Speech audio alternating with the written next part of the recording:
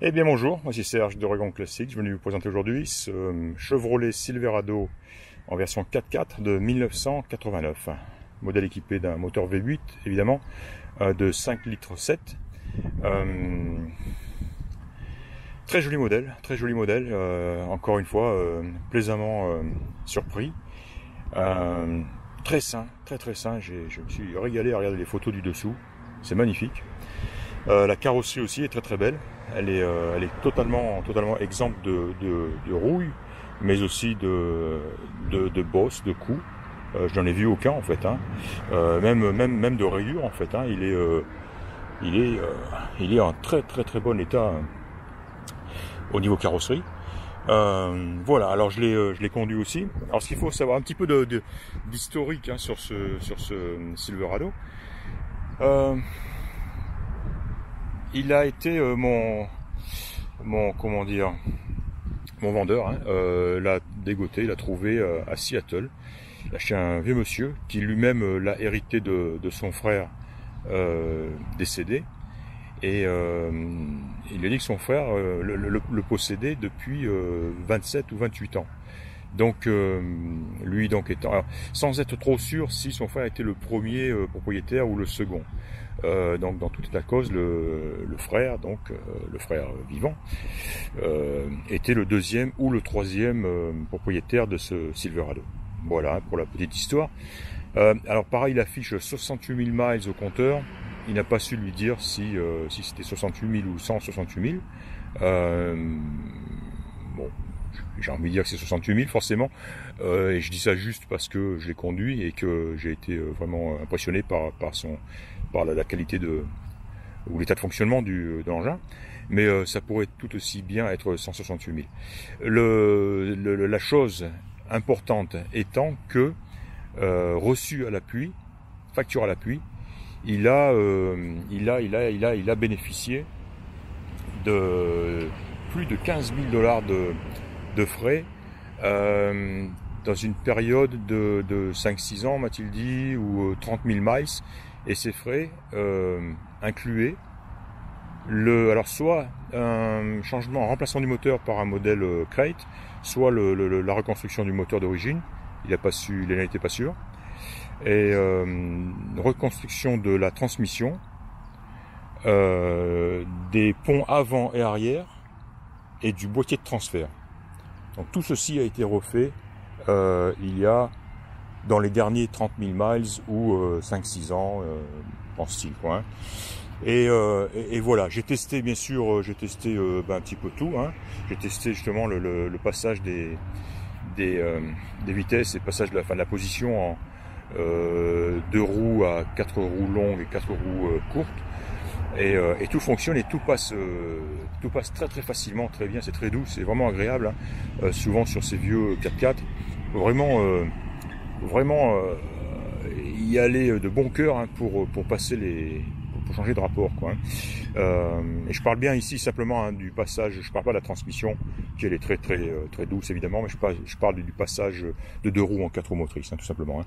Voilà, donc vraiment agréable, hein, et ça fonctionne très bien. Voilà. En plus, ce qui est sympa, c'est qu'il y a un voyant dans le tableau de bord, hein, qui s'allume quand on est en 4 roues motrices, donc on peut pas le rater. C'est vraiment appréciable. Voilà. Donc, hein, le gros point positif de ce véhicule, hein, c'est justement les travaux faits au niveau moteur, boîte, transmission, boîte de transfert, etc. Il marche donc merveilleusement bien, il accélère fort, il freine très bien, la transmission est très douce, la direction est saine et franche, pas de jeu. Voilà, au niveau de ce qui ne fonctionne pas, un petit peu comme d'habitude, hein, la climatisation, elle est toujours au R12, hein, l'ancien gaz, et elle souffle de l'air ambiant, quoi, hein. Pas de clim. Le chauffage, lui, par contre, fonctionne, ainsi que la ventilation, le désembuage, tout ceci fonctionne. Voilà, 2 mots sur l'intérieur maintenant. On est équipé de vitres électriques qui fonctionnent toutes, hein, avant, arrière. Il a un bel intérieur qui est propre, qui est en bon état. Les seuls défauts que j'ai notés sont un repose-coude ici, hein, un accoudoir qui est bien abîmé, hein, enfin qui doit être facilement remplaçable. Je vois une vis, 2 vis. Donc il faut simplement le localiser et le remplacer. Qu'est-ce que j'ai vu aussi? Oui, le tableau de bord est craquelé à plusieurs endroits. Est-ce qu'on le voit ici? Voilà. On le voit ici donc. Il y en a une là. Il y en a une petite ici. Et il y en a une plus grosse là au niveau du haut-parleur. Hein. Donc voilà. Il est tableau de bord craquelé, hein, fissuré. Et ce que j'ai noté aussi, c'est au niveau du ciel de toit. Je vais me mettre à l'arrière, on le verra mieux.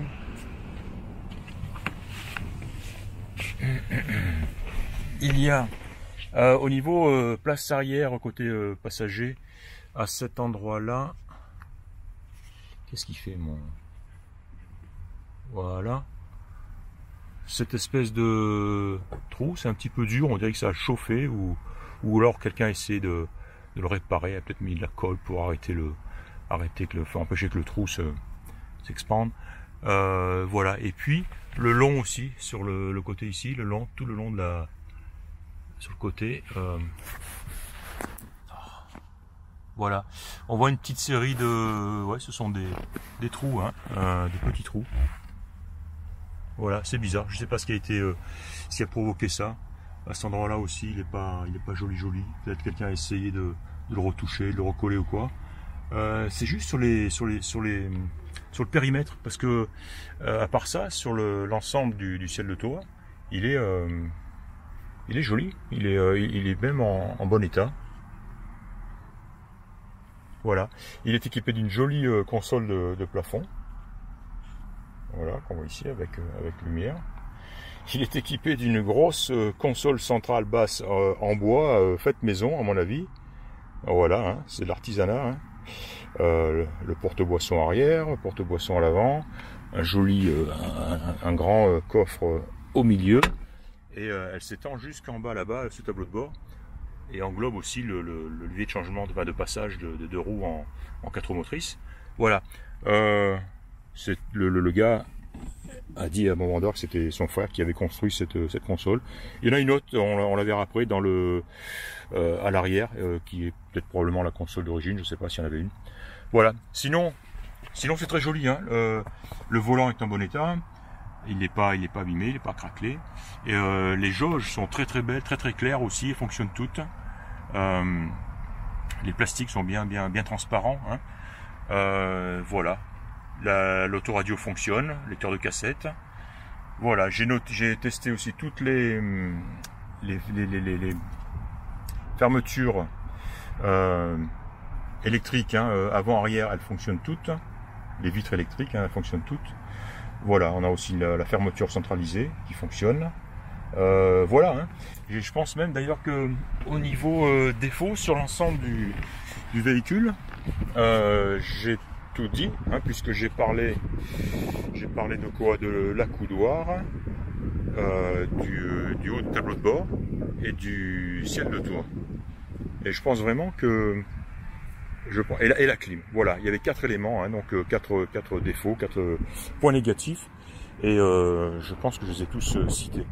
Alors voilà l'arrière, ouverte. Alors on y trouve justement une console en plastique ici. Voilà, en bon état. La voici. Ici on a, je sais pas, une paire de haut-parleurs peut-être.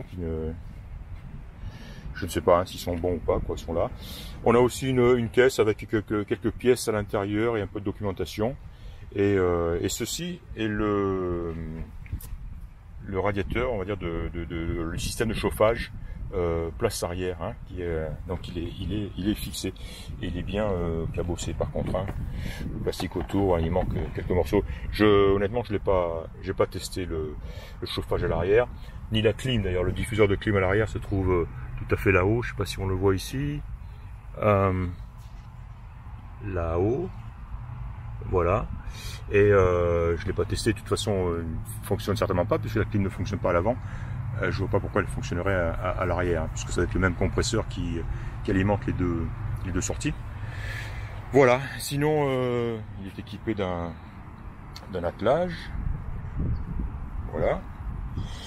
Et puis voilà, hein. Qu'est-ce que, donc je l'ai dit, le dessous est très très beau, la carrosserie est très très belle, il est équipé de belles jantes et de jolis pneumatiques, ce sont des Michelin, c'est du, quelles sont les dimensions? Jolis pneus Michelin, hein, en 31 par 17,5 R15 LT, voilà, une belle jante. Et c'est très très propre, voilà, les intérieurs d'ailes sont très propres. Les baquets sont parfaits et le dessous est très très propre, très très beau, hein, exandrouille. Hein. Voilà, alors on trouve ça, ce sont des calcomanies, hein, des autocollants de toute façon, hein, qui forment cette décoration, la déco sur les côtés, et on voit des micro-bulles ici et là. Alors je sais pas, hein, est-ce que c'est d'origine, est-ce que ça a été refait, je ne connais pas l'histoire à l'origine de ces décos. Toujours est-il qu'il est très très très joli, hein. Voilà, compartiment moteur très propre, très joli aussi, très sec. Ce qui va être intéressant de voir, ce que je vais demander, hein, ce sont bien sûr les factures de ces travaux importants qui ont été faits, très importants. Mais voilà, donc on voit ici un joli compartiment moteur très propre, hein, très très présentable, hein. Et puis voilà, hein, qu'est-ce qu'il y aurait d'autre à dire? De toute évidence, encore un très très joli modèle, hein, que ce gars m'a trouvé, hein, le même gars qui m'a fourni récemment deux vannes, de très très beaux vannes, vous avez dû voir, une paire de Bronco, 3 Bronco même, et puis quelques jolis F250, F150, hein, qui ont été vendus, qui sont en cours d'acheminement vers la France. Voilà, du très beau produit que ce gars-là arrive à dégoter. Et maintenant, j'ai la chance d'être son premier contact, première personne contactée lorsqu'il les trouve. Et j'en ai donc la primeur. Voilà. Je pense vraiment avoir tout dit. J'ai pris pas mal de photos aussi. J'ai dû en prendre 120, 130, 140, je sais pas. Hein, j'arrêtais pas de flasher. Il est tellement joli et photogénique. Voilà. C'était donc Serge de Rayon Classique, vous le savez. Et donc je vous ai présenté un Chevrolet Silverado de 1989, version 4x4. Et merci de m'avoir écouté et je vous dis à très bientôt. Au revoir.